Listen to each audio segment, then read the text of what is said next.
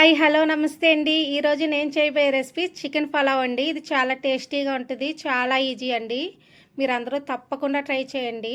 మరి కావాల్సిన పదార్థాలు చూసేద్దామండి. చికెన్ పలావ్కి అండి చికెను ఉప్పు పసుపు వేసి క్లీన్ చేసి పెట్టానండి. చికెను కేజీన్నర రైస్కి కేజీ చికెన్ తీసుకోండి ఎవరన్నా అయితే. నేనైతే ఉజ్జాయింపుగా తీసుకున్నానండి. ఇది బోను విత్ స్కిన్నునండి.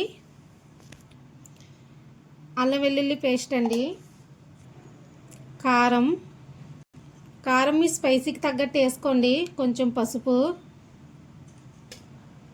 కొంచెం రాళ్ళ ఉప్పు అండి, జీలకర్ర పొడి, ధనియాల పొడి, కొత్తిమీర అండి, పుదీనా అయితే మా తోటలో తినండి,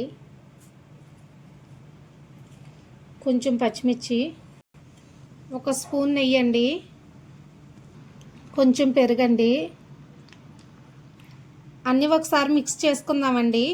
చికెన్ మ్యాగ్నేట్ చేసేద్దాం.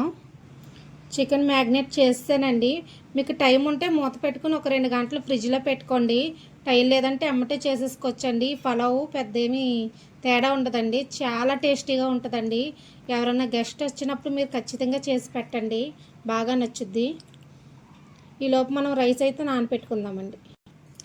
నేను రైస్ సోనా మైసూర్ రైస్ తీసుకున్నానండి. మీకు ఇష్టమైతే బాస్మతి రైస్ కూడా తీసుకొచ్చండి.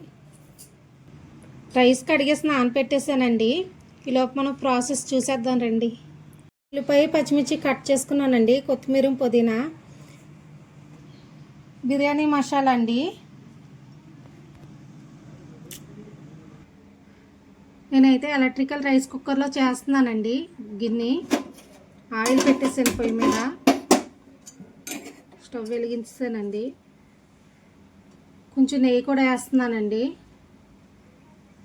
కొంచెం సాజీరండి, బిర్యానీ స్పైసెస్ అన్నీ వేసేస్తున్నానండి. కొంచెం వేగాలి. వేగిపోయినాయండి ఉల్లిపాయలు, పచ్చిమిర్చి,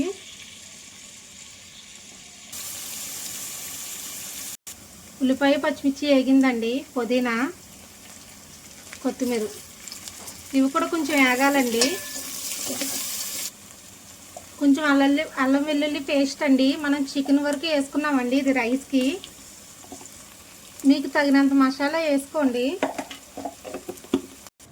మనం మ్యాగ్నేట్ చేసిన చికెన్ ఉంది కదండి, ఇదైతే వేసేద్దాం. చికెన్ వేసేస్తున్నానండి, ఒకసారి కలుపుతున్నానండి. కొంచెం వాటర్ వస్తుందండి, పచ్చివాసన పోయేదాకా మగ్గించాలి.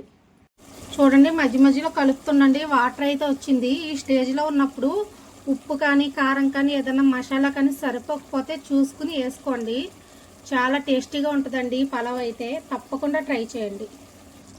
చికెన్ అయితే పచ్చివాసన పోయిందండి, బాగా కూడా వేగింది. ఇప్పుడు రైస్ అయితే వేసేస్తున్నానండి, నానబెట్టుకున్న రైస్ అయితే వేస్తానండి. ఒక్కసారి స్లోగా కలపండి పైనుంచి, లేదంటే ఇరిగిపోతాయండి. కొంచెం స్లోగా కలపండి. ఒక్క నిమిషం రైస్ కూడా మగ్గనివ్వండి. రైస్ అయితే మగ్గిందండి. 1 గ్లాస్కి 2 గ్లాసుల వాటర్ వేసుకోవాలండి. 1 గ్లాస్ రైస్కి. ఒక్కసారి కలపండి.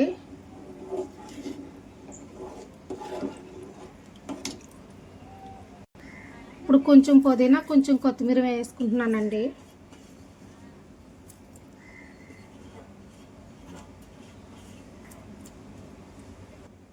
మీరు వాటర్ తగ్గ సాల్ట్ అయితే వేసుకోండి. సాల్ట్ చెక్ చేసుకుని వేసుకోండి. కొంచెం గరం మసాలా అండి. నేనైతే ఇంట్లో చేసుకున్న గరం మసాలా వేస్తున్నానండి, లేదంటే ఎన్టీఆర్ వారిది వేసుకోండి, చాలా బాగుంటుంది. ఒకసారి మిక్స్ చేస్తున్నానండి. అంతే అండి. నేను కుక్కర్లో పెట్టుకుంటున్నాను కాబట్టి మార్చేసుకుంటున్నాను. లేదు స్టవ్ మీదే ఉంచుకుంటే పావుగంట హై ఫ్లేమ్ మీద పెట్టుకోండి, మిగిలిన పావుగంట లో ఫ్లేమ్ మీద పెట్టుకుంటే అయిపోద్దండి. ఈ పలావ్ అయితే చాలా బాగుంటుందండి. నేనైతే మా వదిన దగ్గర నేర్చుకున్నానండి ఈ రెసిపీ. మా వదిన అంటే విజయవాడలో ఉంటారండి, మా అన్నయ్య గారు వాళ్ళ వైపు. ఆయన పేరు సూర్యనారాయణ రెడ్డి అండి, ఆమె పేరు హేమావతి అండి. చికెన్ పలావ్ అయితే రెడీ అయిపోయిందండి. స్విచ్ అయితే పడిపోయిందండి. ఒక పావు గంట ఇలా వదిలేసి అప్పుడు చూద్దాం. అంతండి, ఫైనల్గా చికెన్ పలావ్ అయితే రెడీ అయిపోయిందండి. చూడండి ఎంత పొడి పొడిలాడుతూ ఎంత బాగా వచ్చిందో. మీరు అందరూ తప్పకుండా ట్రై చేయండి, చాలా టేస్టీగా ఉంటుంది. పలావ్ అన్నది ఎవరన్నా ఈజీగా చేయొచ్చండి. బ్యాచిలర్స్ కూడా ఈజీగా చేయొచ్చండి. ఒకసారి అయితే ట్రై చేయండి, చాలా టేస్టీగా ఉంటుంది. మా వీడియో నచ్చితే లైక్ చేయండి, షేర్ చేయండి, సబ్స్క్రైబ్ చేయండి. Bye bye.